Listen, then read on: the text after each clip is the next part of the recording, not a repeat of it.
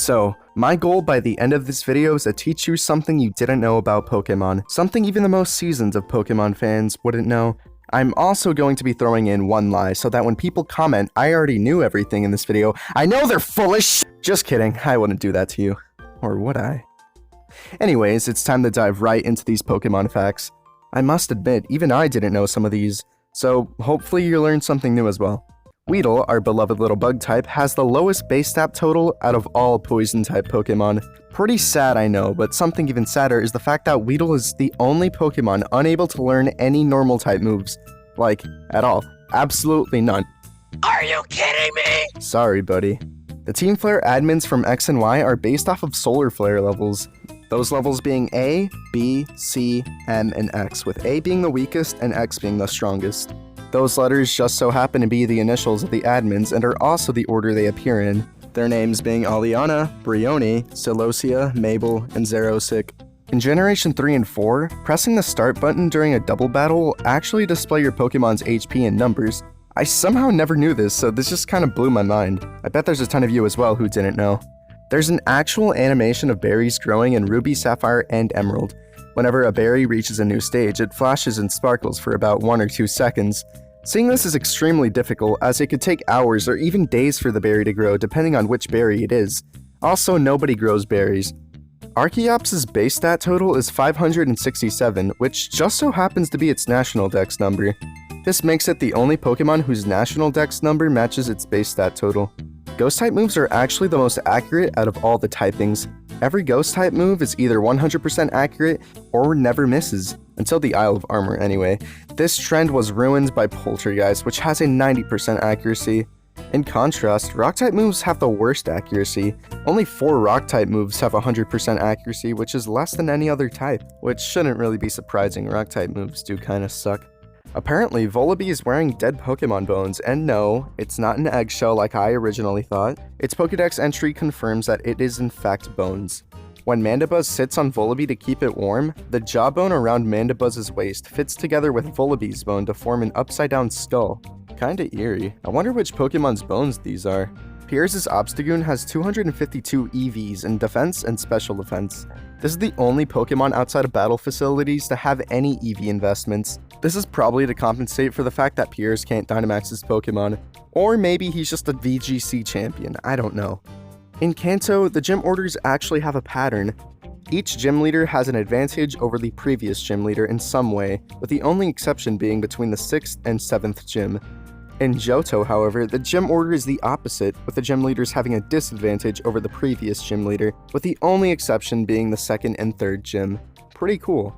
In Ultra Sun and Ultra Moon, Blue Stripe Basculin and Blue Flower Floette are unable to call for help. The red variants of these Pokemon can call for help just fine, so it's a bit odd why the blue variants can't.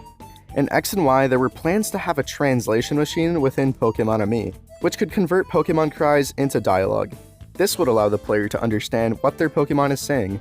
This idea was scrapped because writing dialogue for all 600-ish Pokemon at the time was a grueling task. If you use Google Lens and scan the box art of Pokemon Sword or Shield, a short little video plays. Not sure why, but it's cool nonetheless. Articuno and Zapdos learn Blizzard and Thunder at level 51 respectively, but what about Moltres? Well, in Generation 1, due to an oversight, Moltres learns Leer at level 51, when it's actually supposed to learn Fire Blast.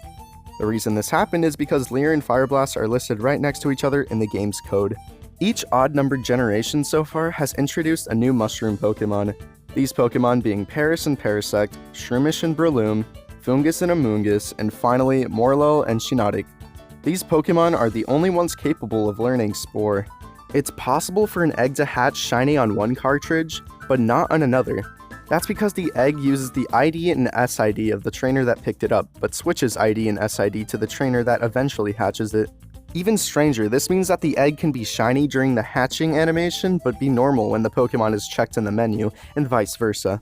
If you see the first case happen, you can soft reset the game, trade it back to your friend, which will give them their shiny back unhatched. According to the anime, Lance's outfit is based off of the Dragon Gym clothes from Ryan's gym. It's weird because you would think it's the other way around, but nope. Pokemon with odd-numbered HP are actually objectively better than the ones with even-numbered HP. Indirect damage moves such as Poison, Stealth Rocks, and Hail round the amount of damage they deal down. So basically, a Charizard with odd-numbered HP would faint to 3 Stealth Rocks, whereas a Charizard with even-numbered HP would only faint to 2. Competitive players often adjust their Pokemon's EV so that they have an odd-numbered HP. In Generation 1 through 3, you were actually able to cut grass. What the fuck is grass? Before Generation 4, there was a mechanic called Badge Boost. Obtaining certain badges actually boosted your stats slightly. The first badge boosted your attack, the third boosted your speed, the fifth boosted your defense, and the seventh boosted your special attack along with your special defense. However, in Generation 1, this mechanic was bugged. Along with the boost I just mentioned, you also get a small boost to all your stats each time you receive a stat raise or stat drop. Is Rock Smash an HM or a TM? Well, guess what, no matter which one you answered, you're both right and wrong. It was originally a TM in Generation 2, but later became an HM in Generation 3, and stayed that way until Generation 4.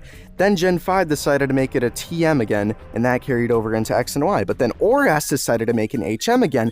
Generation 7 finally freed Rock Smash from this endless suffering, unless Brilliant Diamond and Shining Pearl decide to bring back HMs. Natural objects is a mechanic present in Pokemon X and Y. I've never even heard of this prior to researching facts for this video. Anyways, these show up in the background of wild battles and trainer battles. These natural objects can take the appearance of trees, rocks, grass, sand piles, snow piles, and even icebergs. Wait, icebergs? These objects can be hit by moves that can hit multiple Pokemon. When the natural object is hit, it will break or drop berries and remain in that state until the end of the battle. Once the battle ends, the player will pick up the items it dropped. In Generation 2, IVs determine if a Pokemon is shiny or not.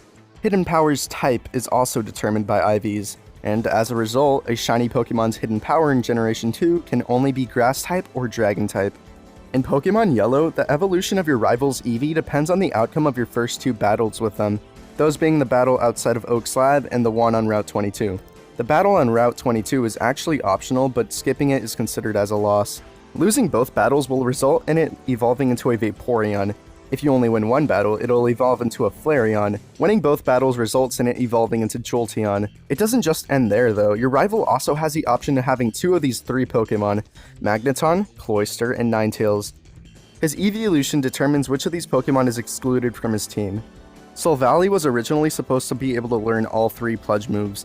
Unfortunately though, there was a coding error. Silvally was only able to learn Grass Pledge. For some strange reason, this oversight was carried into Sword and Shield.